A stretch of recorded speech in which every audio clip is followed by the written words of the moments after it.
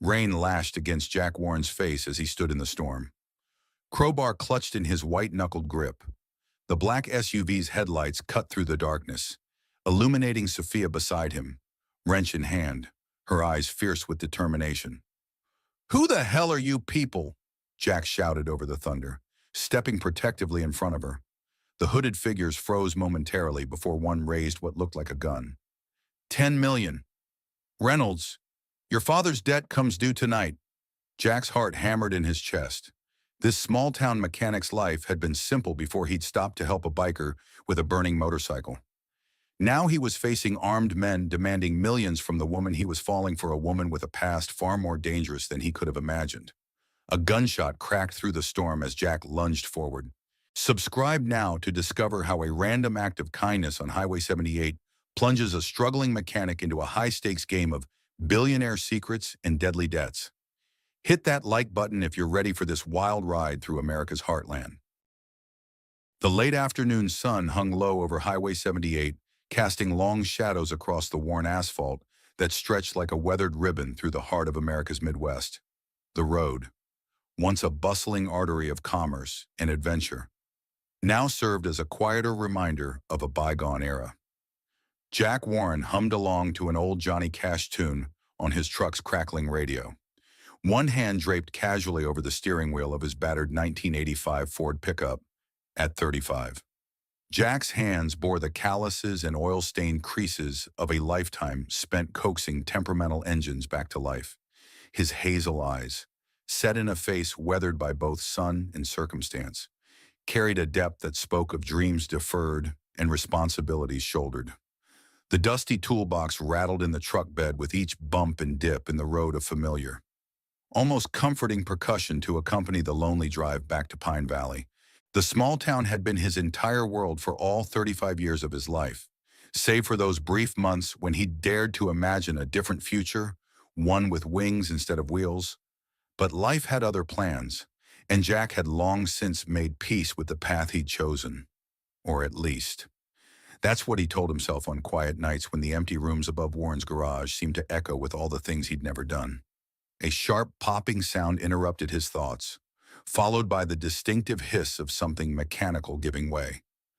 Jack eased off the gas pedal, his mechanic's instincts kicking in before his conscious mind had fully registered the noise.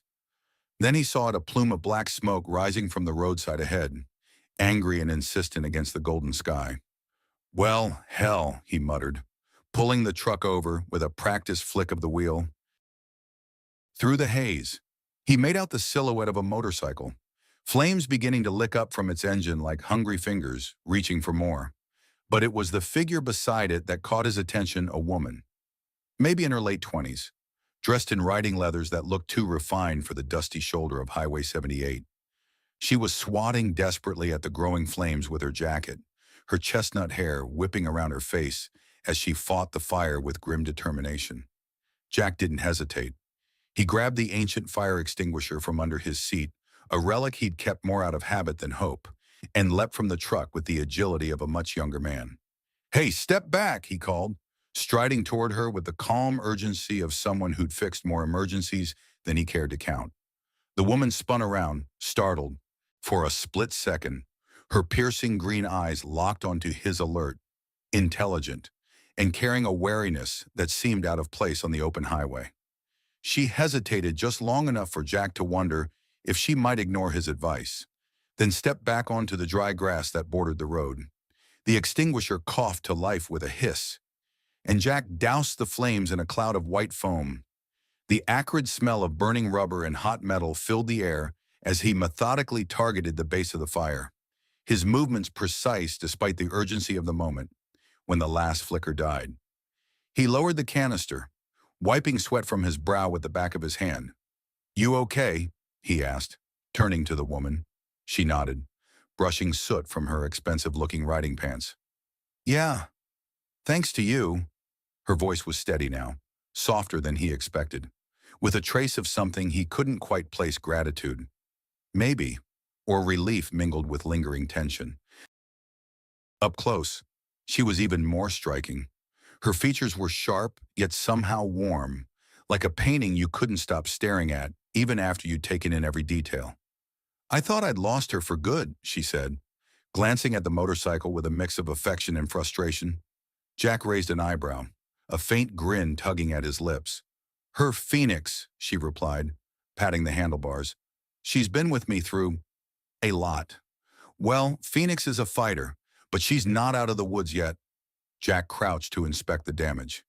The engine was a mess, charred wires, a busted fuel line, possible damage to the intake system. He straightened up, dusting his hands on his faded flannel shirt. I can fix her up for you. Got a shop a few miles down in Pine Valley. He paused, then added, no charge. Her eyes widened slightly, a flicker of surprise crossing her face. You don't even know me. Don't need to, he said simply. Meeting her gaze. Folks out here help each other. That's how it works. She studied him for a moment, as if weighing his words against some unseen scale. Then she smiled, a small, genuine curve of her lips that transformed her face from merely beautiful to something that made Jack's chest tighten unexpectedly. I'm Sophia, she said, extending her hand. Sophia Reynolds. Jack Warren, he replied, taking her hand. Her grip was firm, her skin cool despite the heat of the day. Something about her, maybe the way she held herself, or the quiet strength in her eyes, stirred a curiosity in him he hadn't felt in years. You're a mechanic, she asked, nodding toward his truck with its faded Warren's Garage logo on the door. Born and raised, he said with a chuckle. My dad used to say I came out of the womb with a wrench in my hand. He gestured toward his truck. Come on, I'll tow Phoenix back. You can ride with me if you don't mind the mess. Sophia hesitated, glancing at the motorcycle like it was a lifeline she wasn't ready to let go of. Then she nodded. All right, lead the way. Jack Warren. As they hooked the bike to the truck's hitch, Jack couldn't shake the feeling that this wasn't just another roadside rescue. Sophia moved with a grace that didn't fit the chaos of the moment, and her silence carried a weight he couldn't decipher. Who was she? Really a drifter passing through a runaway with a story she wasn't ready to tell? He pushed the questions aside, focusing on the task at hand, but a spark of something hope maybe flickered in his chest as they climbed into the cab together. The day's last light warming the dashboard between them. The drive back to Pine Valley was quiet at first, the hum of the engine filling the space between them. The truck's radio had faded to static, and Jack switched it off, casting the cab into a silence that felt both awkward and charged with unspoken questions. You always this quick to help strangers? Sophia finally asked, her gaze fixed on the road ahead. Jack kept his eyes forward, a faint smile playing on his lips. My mom raised me to believe kindness doesn't need a reason. She'd say it's the one thing you can give away and still keep. Sophia turned to look at him, her expression softening. She sounds like a wise woman. She was, Jack said, his voice dropping a notch. Gone 3 years now, but she's still the voice in my head most days. Sophia didn't reply right away, but he felt her gaze linger warm and searching in a way that made him acutely aware of the stubble on his jaw and the grease under his fingernails. And your father, she asked after a moment. Highway accident, about 10 years back. Drunk driver hit him head-on out on 78. Jack's grip tightened imperceptibly on the steering wheel. Left me the garage and enough good memories to last a lifetime. The truck rolled into Pine Valley as the last light faded from the sky. Unlike some of the dying towns along Highway 78, Pine Valley still clung to a certain vitality. The main street boasted a handful of businesses with lights still glowing: Doris's Diner, Miller's Hardware, the Pine Valley Inn with its perpetual vacancy sign.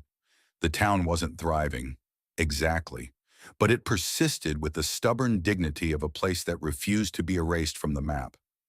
Jack pulled up to his garage, a weathered building with a sign that read Warren's Garage in faded blue letters, and cut the engine. Here we are, he said, stepping out. Home sweet home. Sophia climbed down, her boots crunching on the gravel. She looked at the garage, then back at him, a question in her eyes she didn't voice. Thanks, Jack, she said instead. For everything. Don't mention it, he replied. Unhooking the bike. Let's get Phoenix inside. We'll figure out the rest tomorrow. as they wheeled the motorcycle through the door. The night settled around them, thick with the promise of something unspoken.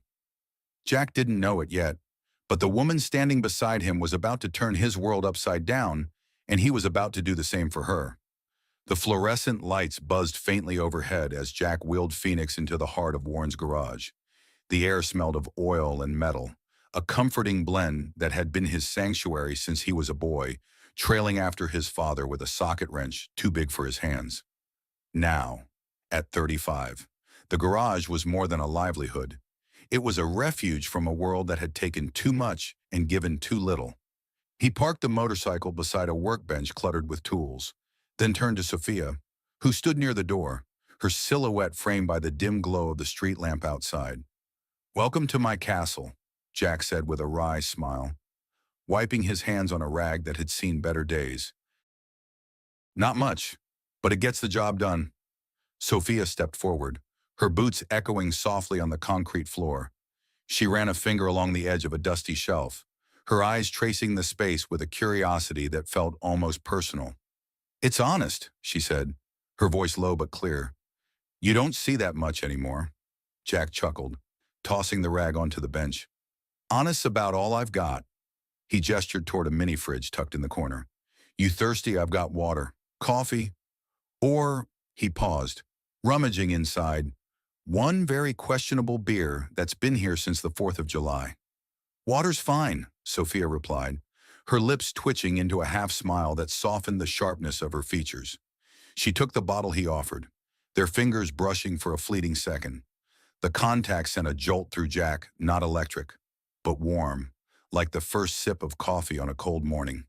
He pulled back, busying himself with inspecting Phoenix to hide the flush creeping up his neck. "So," he said, crouching beside the bike, "what's a woman like you doing out on Highway 78 with a machine like this? You don't strike me as the Sunday rider type." Sophia leaned against the workbench, cradling the water bottle. "I like the road," she said simply. "The wind, the quiet, it's freeing." She hesitated, as if weighing how much more to give away, then added, "I've been riding for a while now. Just me and Phoenix." Jack nodded, peering at the charred fuel line. "Sounds lonely." "Sometimes," she admitted, her gaze drifting to the floor. "But it's better than where I was." The words hung between them, heavy with unspoken history. Jack wanted to press, to ask where was so much worse than endless solitary miles, but something in her tone, a quiet ache, told him to let it lie. Instead, he straightened up, brushing his hands on his jeans. "Well, you're here now, and Phoenix is in good hands. I'll need a day or two to fix her up." Parts are tricky to come by for a beauty like this. Sophia's eyes flicked to the bike, then back to him. "You sure about the no-charge thing I can pay? I don't like owing people."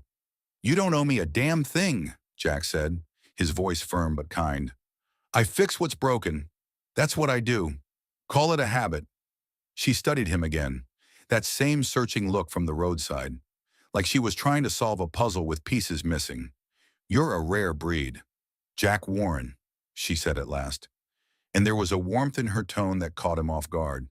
He shrugged, turning to grab a wrench to cover the sudden tightness in his chest. Just a guy with a toolbox and too much time on his hands. But as he said it, he felt the lie. Time was the one thing he didn't have enough of, not since his mom passed.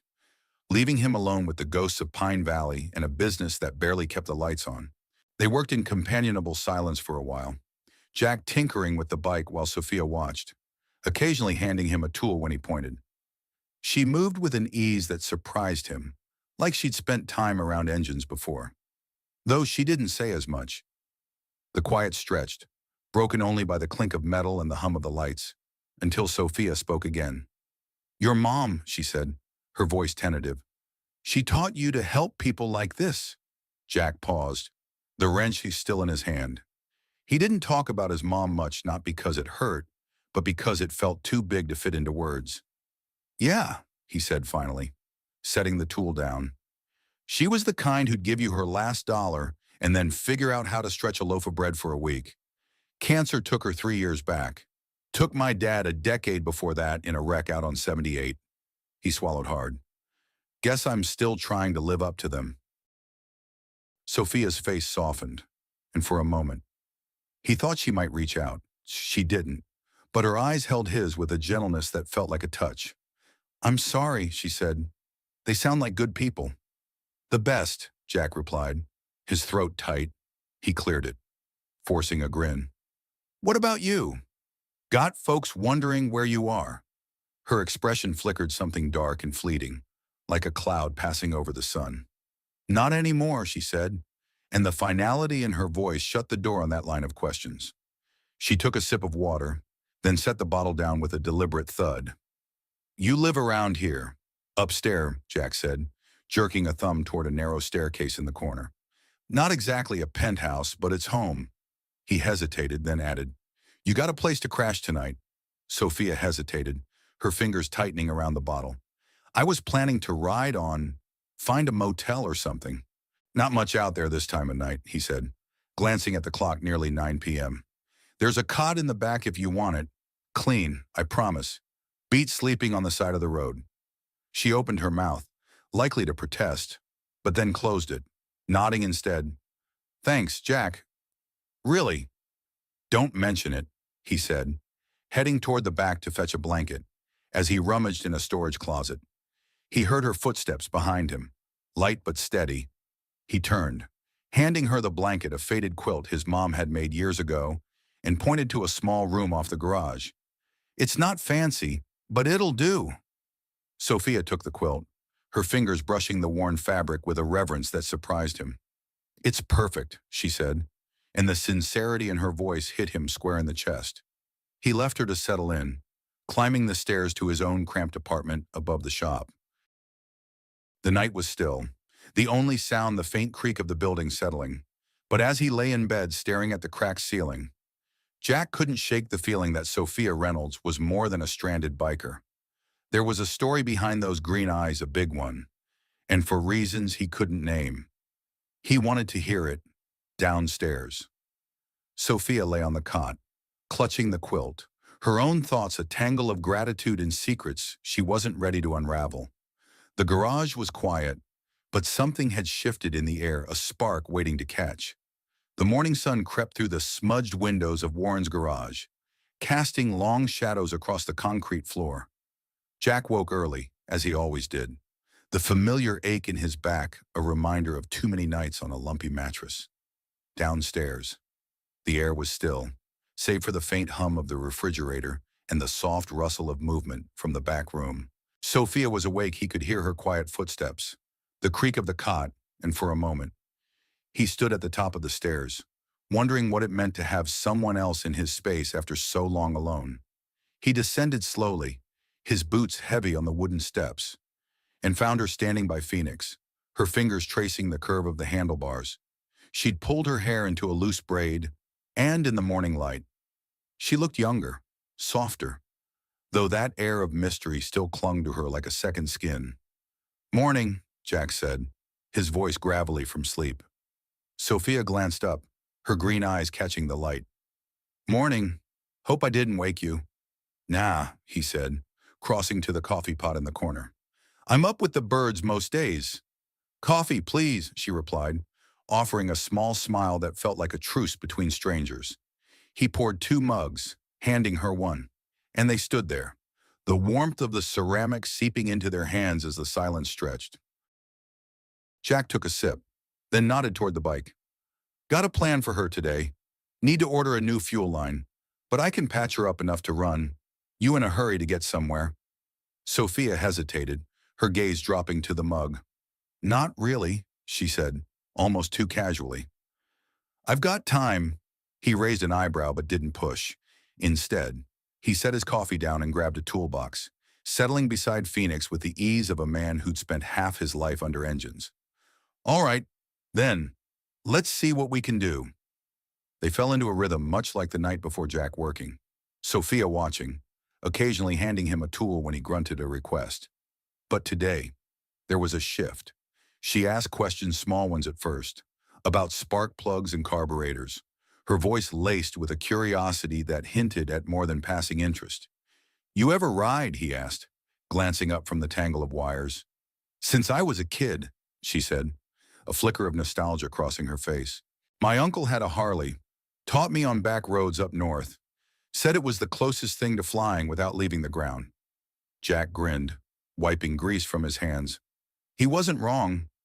I wanted to fly once, real flying. I mean, planes. Signed up for lessons when I was 19. But, he trailed off, the memory like a stone in his chest. What happened? Sophia asked, leaning forward slightly, her mug forgotten on the bench. He shrugged, but the weight of the memory pressed down on him. Dad died in a crash out on 78. Drunk driver took him out. Mom got sick not long after. Someone had to keep the shop going, pay the bills. He looked up, meeting her eyes. Dreams don't mean much when the people you love need you. Sophia's expression softened, a quiet understanding passing between them. You gave up a lot. Didn't feel like giving up at the time, he said, his voice steady but low. Just felt like the right thing to do. She nodded, and for a moment, they sat with that truth, the garage a cocoon around them. Then she surprised him. I get it, she said, her tone almost confessional. Running towards something or away from it doesn't always look like you expect. Jack looked at her, really looked, and saw the cracks in her armor, tiny fractures that hinted at a story she wasn't ready to tell. What are you running from? Sophia, he asked, the question slipping out before he could stop it. Her breath caught, and she turned away, staring at Phoenix like it held the answer. It's not running, she said finally.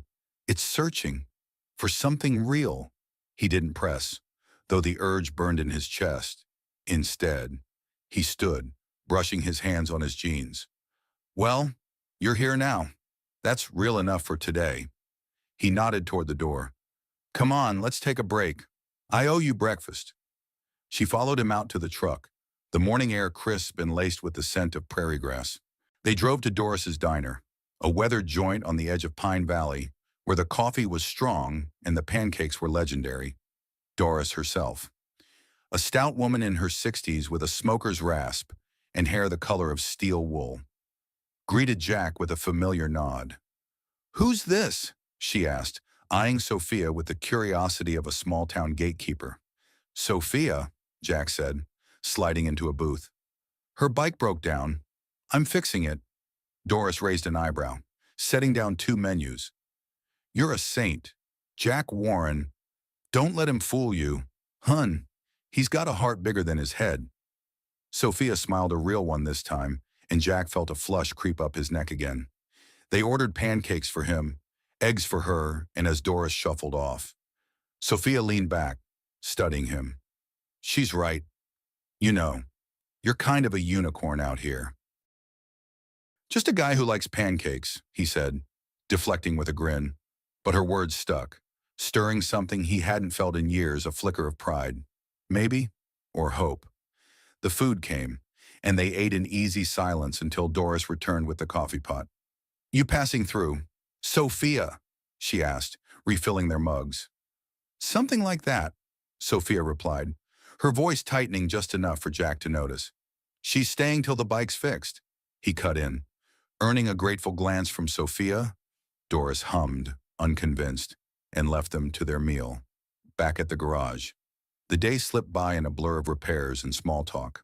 By late afternoon, Jack had the fuel line patched, and Phoenix roared to life with a throaty growl that made Sophia's eyes light up.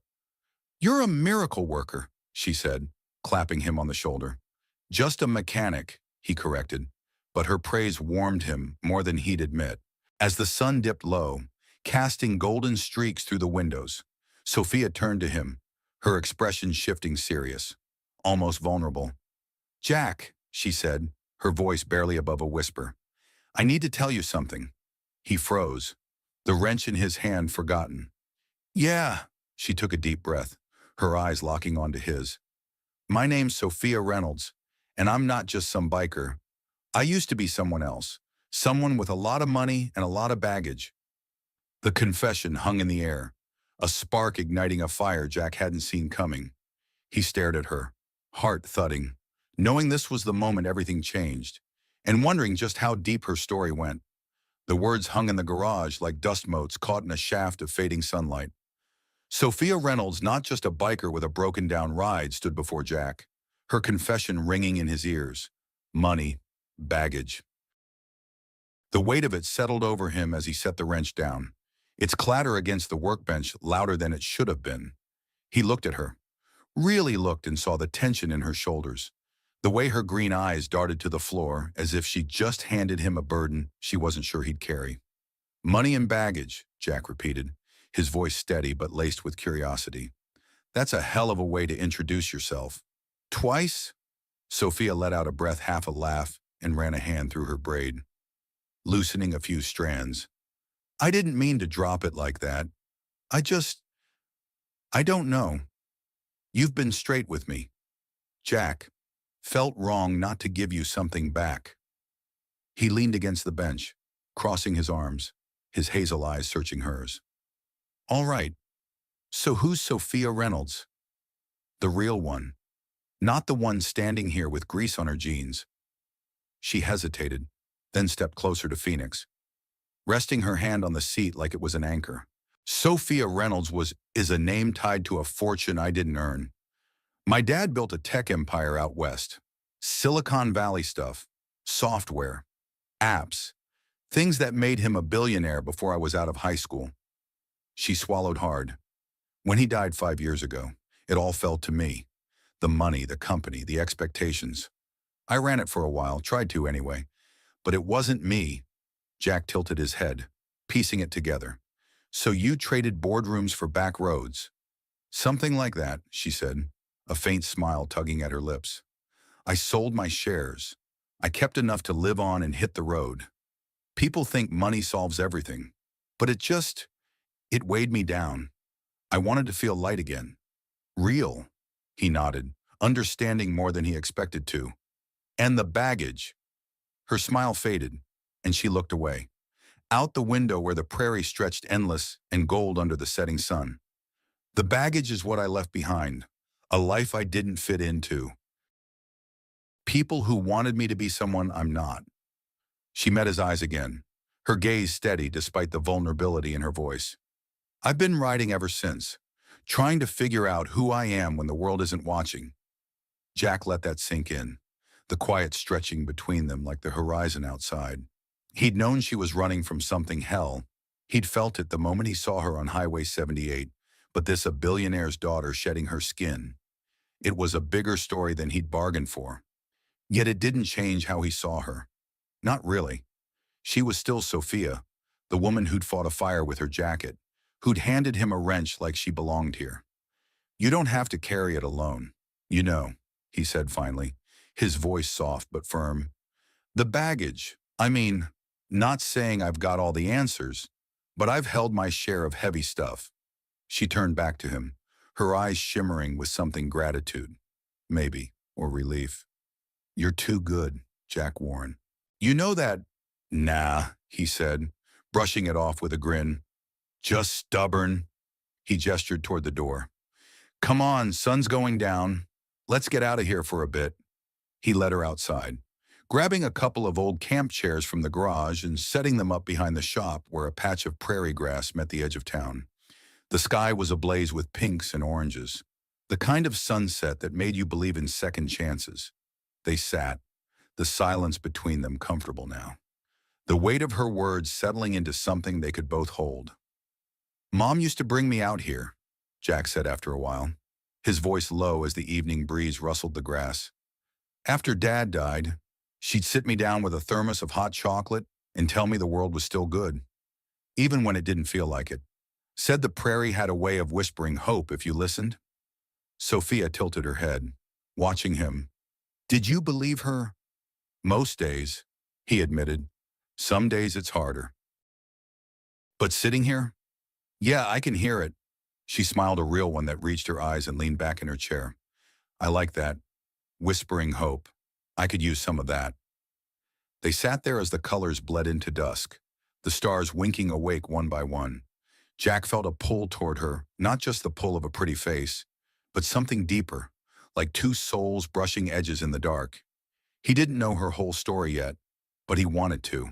and that scared him a little, because wanting anything after so long felt like waking up a part of himself he'd buried with his parents. Then came the surprise, a low rumble in the distance, growing louder until a pickup truck crested the hill, its headlights slicing through the twilight. Jack squinted, recognizing the beat-up Chevy that belonged to Dave Morales, a local kid who'd been his shadow since he was 12, now 19. Dave worked odd jobs around town, his wiry frame and quick grin a fixture in Pine Valley. The truck rolled to a stop, and Dave hopped out, his dark hair a mess under a backward cap. "Cal been looking for you? Man, Doris said you'd be here." He paused, spotting Sophia, and his grin widened. "Whoa, didn't know you had company." "Dave, this is Sophia," Jack said, standing. "Her bike's in the shop." "Sophia, this is Dave, my unofficial apprentice." "Hey," Dave said, tipping his cap with exaggerated charm. "Nice to meet you. Jack's the best. You know, fixed my mom's car last month for free when she couldn't pay." Sophia smiled, glancing at Jack. "I'm starting to see a pattern." Jack waved it off, but Dave wasn't done. "Got a problem, though. Old man Jenkins blew a tire out by the creek, and he's stuck. Needs a tow. I'd do it, but my rig's in the shop, alternator's shot." Jack sighed, running a hand through his hair. "All right, I'll grab the tow truck." He turned to Sophia. "You good here?" "I'll come," she said, standing before he could argue. "I've got nothing else going on, and I owe you one." Dave raised an eyebrow, but Jack just nodded, a flicker of warmth in his chest. "Fair enough. Let's roll." They piled into Jack's tow truck, Sophia in the middle, Dave chattering about Jenkins' legendary temper, and headed out into the night. As the headlights cut through the dark, Jack stole a glance at Sophia, her profile steady and calm beside him. She'd given him a piece of herself today, and he'd taken it without judgment. Maybe that's what hope sounded like out here, not a whisper, but an echo bouncing back louder with every mile. The tow truck rattled along the narrow dirt road leading to Jenkins Creek, its headlights carving a tunnel through the inky darkness of the prairie night. Jack gripped the wheel, the familiar hum of the engine a steady pulse beneath Dave's chatter and Sophia's quiet presence beside him. She sat between them, her shoulder brushing his with every bump, a closeness that felt both accidental and deliberate. The air in the cab was thick with the scent of gasoline and the faint tang of her leather jacket. And Jack found himself hyper-aware of her steady breathing, the way her fingers tapped lightly on her knee. "Old man Jenkins is going to be pissed," Dave said, leaning forward with a grin. "Last time his tire blew, he cussed me out for 20 minutes straight, said I should have fixed the road myself." Jack chuckled, the sound low and warm. "Jenkins cusses out the wind when it blows too hard. Don't take it personal." Sophia smirked, glancing between them. "Sounds like a character." "Oh, he's a whole novel," Dave replied. Launching into a tale of Jenkins' latest rant about the Postal Service, Jack let the kid talk, grateful for the distraction. Sophia's confession from earlier still echoed in his mind, a fortune I didn't earn, a life I didn't fit into, and he couldn't shake the feeling that she'd handed him a piece of herself she rarely shared. It made him want to give something back, though he wasn't sure what he had left to offer. They reached the creek, a shallow ribbon of water glinting under the moon, where Jenkins's rusted Ford sat crooked on the shoulder. One tire shredded to ribbons. The old man stood beside it, a lantern in one hand, his weathered face set in a scowl that could curdle milk. "Took you long enough, Warren," he barked as Jack cut the engine and stepped out. "Evening to you, too, Jenkins," Jack said, unfazed, grabbing his tow kit from the truck bed. "Let's get you sorted." Sophia and Dave climbed out behind him, and Jenkins' eyes narrowed at the sight of her. "Who's this? Don't tell me you're hiring help now." "She's a friend," Jack said, keeping it simple. "Sophia, meet Amos Jenkins." "Amos, Sophia's just along for the ride." Jenkins grunted, sizing her up. "Hope you're tougher than you look. Girl, this ain't no place for city folk." Sophia met his gaze unflinching. "I've handled worse than a flat tire. Mr. Jenkins, don't worry about me." The old man huffed, But a flicker of respect crossed his face before he turned back to Jack. Well, get on with it. I ain't got all night. Jack set to work hooking the Ford to the tow truck with practiced ease while Dave held the lantern and Sophia watched, her arms crossed against the chill. The night was quiet save for the rustle of grass and the occasional croak of a frog. And Jack felt a strange peace settle over him, 3 people in his orbit, each carrying their own weight. Yet here they were, sharing it for a moment, as he tightened the tow chain. Sophia stepped closer, her voice low. You're good at this, fixing things, people. He glanced up, caught off guard by the softness in her tone. Just doing what I know, he said, but her words lingered, stirring a warmth he hadn't felt in years. The job done. Jenkins climbed into the cab with a grumble, muttering about the cost of tires. While Jack drove them back to town, Sophia stayed quiet, her eyes on the road, but her presence beside him felt like a tether, a lifeline he hadn't known he needed. They dropped Jenkins at his ramshackle house on the edge of Pine Valley, the old man tossing Jack a crumpled 20 before stomping inside. Generous tonight, Dave quipped, pocketing the bill Jack handed him.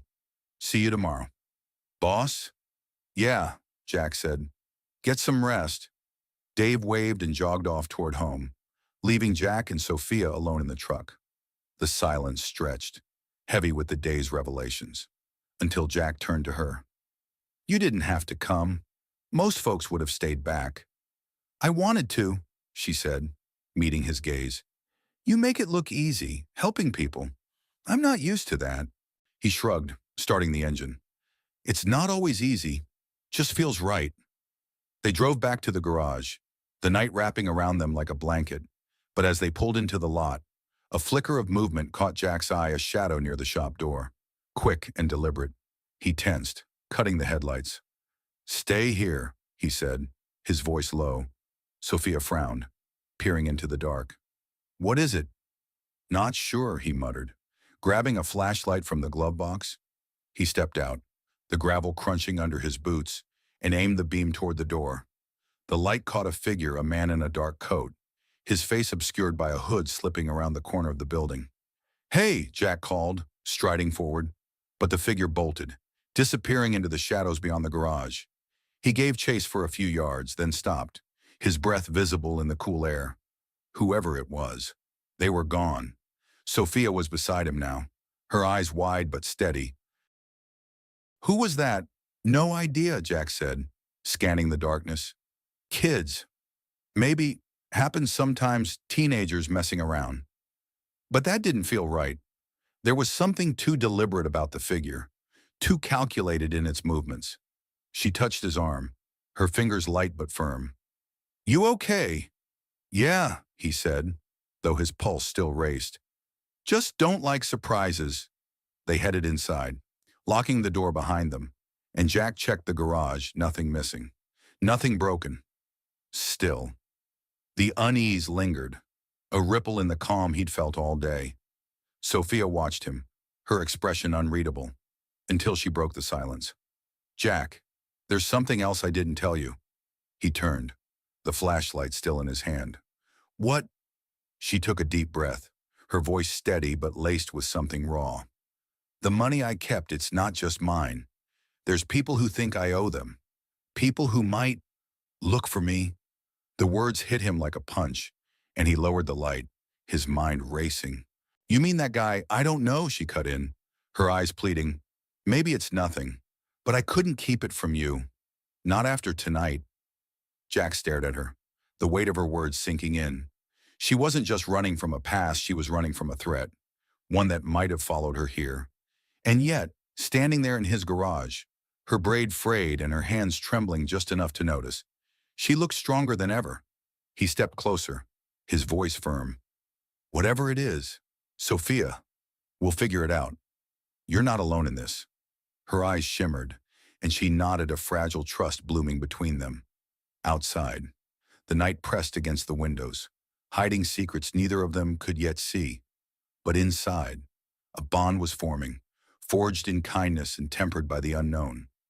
The garage felt smaller after Sophia's words, the air thick with the unspoken. Jack stood there, flashlight still dangling in his hand, its beam cutting a faint circle on the concrete floor. Her admission people who might look for me echoed in his mind, stirring a protective instinct he hadn't tapped since his mom's final days. He looked at Sophia, her green eyes wide but resolute, and saw a woman caught between running and standing her ground. Whatever she'd left behind, it wasn't done with her yet. "You want to tell me more?" he asked, his voice low, steady, like he was coaxing a skittish engine back to life. Sophia shook her head, her braids swaying slightly. "Not tonight. I don't even know if it's real, just a feeling. But I needed you to know." He nodded, setting the flashlight down. "Fair enough. You're safe here. Sophia, that's what matters." She offered a small, grateful smile, but it didn't reach her eyes. "Thanks, Jack. I mean it." He waved it off, locking the garage door tighter than usual before leading her to the cot in the back. "Get some sleep. We'll sort it out in the morning." Numb. But as he climbed the stairs to his apartment, sleep felt a million miles away. He lay on his bed, staring at the ceiling, the creak of the old building mixing with the thud of his own heartbeat. Who was after her? Debt collectors, family, something worse? And why did it feel like his quiet life was unraveling with every minute she stayed? Morning broke gray and heavy, clouds rolling in from the west like a promise of trouble. Jack found Sophia already up, sitting by Phoenix with a mug of coffee, her leather jacket draped over the workbench. "Storm's coming," she said, glancing out the window as he joined her. "Looks like it," he replied, pouring himself a cup. "Good day to stay inside. I'll call around for that fuel line today. Get Phoenix back on her feet." She nodded, but her eyes were distant, fixed on the gathering clouds. "Jack, about last night." "Don't." He cut in gently. "You don't owe me an explanation. Not till you're ready." Her shoulders relaxed, and she took a sip of coffee, the silence between them soft but charged.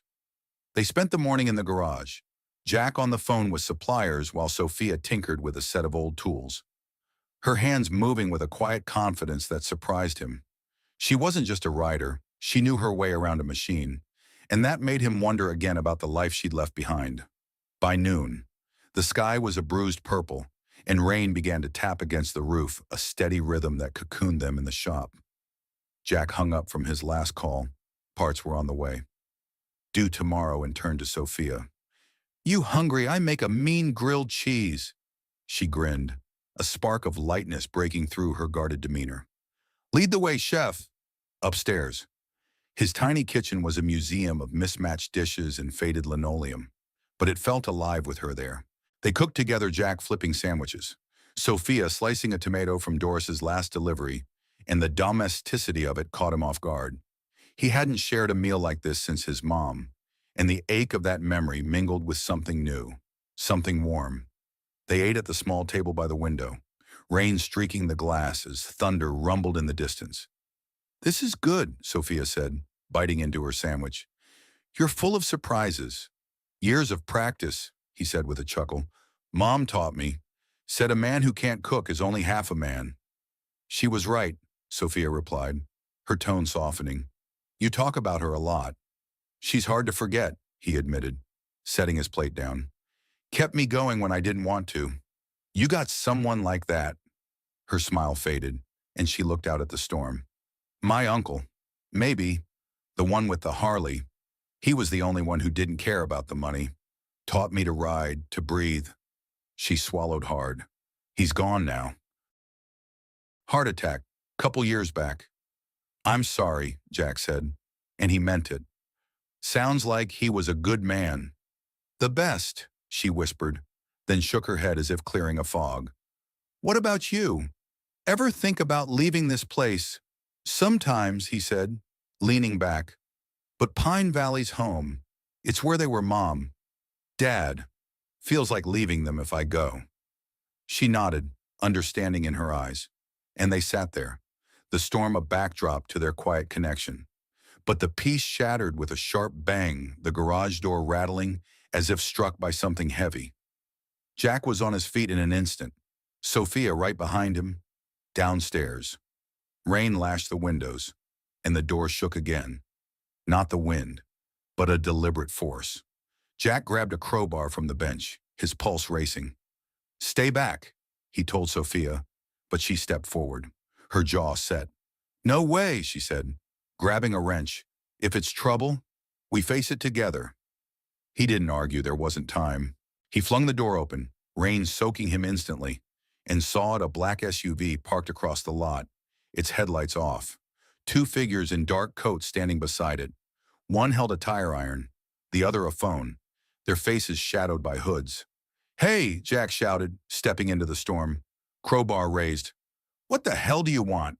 The figures froze, then bolted for the SUV as thunder cracked overhead. The engine roared to life, tires spitting gravel as they peeled out into the night. Jack started after them, but Sophia grabbed his arm. "Don't! They're gone!" He turned, rain dripping from his hair, adrenaline pumping. "Who were they? Sophia, tell me straight." She shivered, soaked and pale, but her voice was steady. "I don't know for sure. Could be nothing. Could be someone from my old life. Creditors. Maybe. My dad owed people when he died. I thought I'd settled it, but they found you," he finished, his grip tightening on the crowbar. "Why didn't you say it was this bad? I didn't know," she said, her eyes pleading. "I swear, Jack, I thought I'd outrun it." He stared at her, the storm raging around them, and felt a surge of something fierce anger. Yes, but mostly a need to shield her. "You're not running anymore," he said, his voice cutting through the rain. "Not alone. We'll deal with this together." She nodded, rain mixing with the tears she didn't bother to hide, and they stumbled back inside, dripping and shaken as they stood there, breathless. Jack realized this wasn't just about fixing a bike or helping a stranger anymore. It was about standing firm, about choosing someone worth fighting for. And in that moment, with the storm howling outside, he knew he'd already made his choice. The storm battered Warren's garage through the night, a relentless drumbeat of rain and wind that seemed to mirror the turmoil in Jack's chest. He and Sophia had retreated inside, soaked to the bone, the echo of the fleeing SUV still ringing in their ears. Now, as the first gray light of dawn seeped through the windows, the world outside was quiet, the air heavy with the scent of wet earth. Jack stood by the coffee pot, pouring 2 mugs, while Sophia sat on the cot wrapped in his mom's old quilt, her damp hair clinging to her face. "You didn't sleep," she said, her voice soft but sure as he handed her a mug. He shrugged, settling onto a stool across from her. "Couldn't, kept thinking about that SUV. You, same," she admitted, cradling the coffee. "I'm sorry, Jack, I didn't mean to drag you into this." "You didn't drag me anywhere," he said, his tone firm but kind. "I chose to be here. Still do." Her eyes met his, shimmering with something raw gratitude. Maybe, or trust, and she nodded, a silent pact forming between them. They sipped their coffee in the stillness, the garage a fortress against whatever lurked beyond. But Jack's mind churned. Creditors, thugs, whoever they were. They'd found Sophia in Pine Valley, a speck on the map no one should have cared about. And that meant they weren't just chasing money, they were chasing her. "We need a plan," he said finally, setting his mug down. "If they're bold enough to show up here, they'll be back. You can't keep running blind." Sophia's jaw tightened, but she didn't argue. "I know. I don't know where to start. I thought I'd paid off my dad's debts, sold everything, settled what I could. But he was messy. Jack. Left deals I didn't even know about." He leaned forward, elbows on his knees. "Then we dig, figure out who's after you, what they want. I've got friends around here. Dave's mom works at the bank. Doris hears everything. We'll find something." She smiled faintly, a flicker of hope breaking through. "You're making this sound like a detective novel." "Maybe it is," he said with a grin. "But I'm not letting you play the damsel. You're tougher than that." Her laugh was small but real, and it warmed him more than the coffee. They finished their drinks, and as the rain tapered off, Jack got to work on Phoenix, installing the patch fuel line, while Sophia paced, her energy restless but focused. By mid-morning, The clouds parted, and sunlight spilled across the prairie, turning puddles into mirrors of the sky. "Let's get some air," Jack suggested, wiping his hands. "Clear our heads." They stepped outside, the world fresh and glistening, and walked to the edge of town where the creek ran slow and steady. The water reflected the blue above, and Jack felt a pang of memory, his mom wading in that creek with him, splashing and laughing like the world couldn't touch them. He glanced at Sophia, her face tipped toward the sun, and wondered if she'd ever had moments like that, untouched by the weight she carried. "You ever fish?" he asked, breaking the quiet. She raised an eyebrow. "Not since I was a kid." "Why?" He grinned, jogging back to the garage and returning with 2 old rods and a tin of worms he kept for lazy days. "No better way to think than with a line in the water. Come on." They set up on the bank, casting their lines into the creek, the gentle plink of the hooks a soothing counterpoint to the night's chaos. Sophia fumbled at first, her cast awkward, but Jack guided her with a patience that felt natural. "There you go," he said as her line sailed smooth. "You're a natural." "Hardly," she said, but she smiled, settling beside him on the grass. They sat there, rods in hand, the silence companionable, until she spoke again. "This feels normal. I haven't had normal in a long time." "Normal's underrated," Jack replied, reeling in his line. "Took me years to figure that out." She nodded, her gaze on the water. "I used to think I needed more, bigger, better, but out here, with you, it's enough." The words hit him square, a quiet confession that made his chest ache.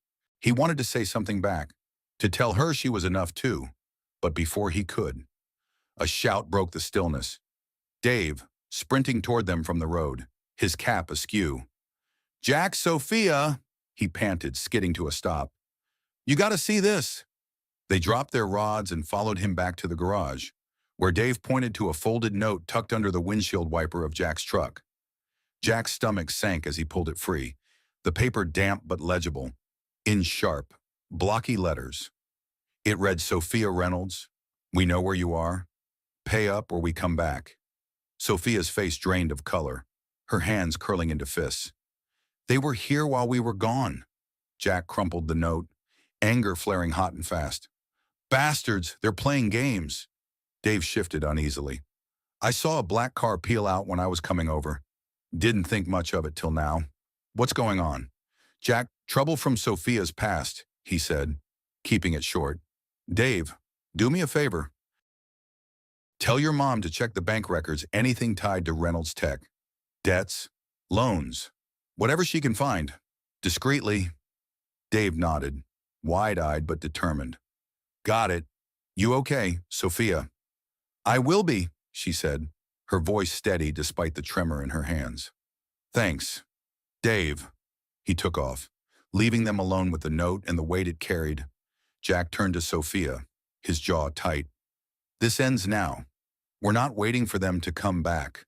We're taking the fight to them." She blinked, startled. "Jack, you don't have to." "I do," he cut in, stepping closer. "You're not just some stranger I pulled off the road anymore. You're here with me, and I'm not letting anyone hurt you. Not while I've got breath in me." Her eyes searched his, and then she did something unexpected. She reached out, her hand finding his, her fingers cold but firm. "Okay," she whispered. "Together?" He squeezed her hand, the contact grounding them both. And in that moment, the fear gave way to something stronger: resolve, trust, a spark that had been building since that first flame on Highway 78. The sun climbed higher, bathing Pine Valley in light. And Jack knew this was more than a rescue now. It was a stand, a promise, and maybe, just maybe, a chance at something he'd stopped believing in long ago.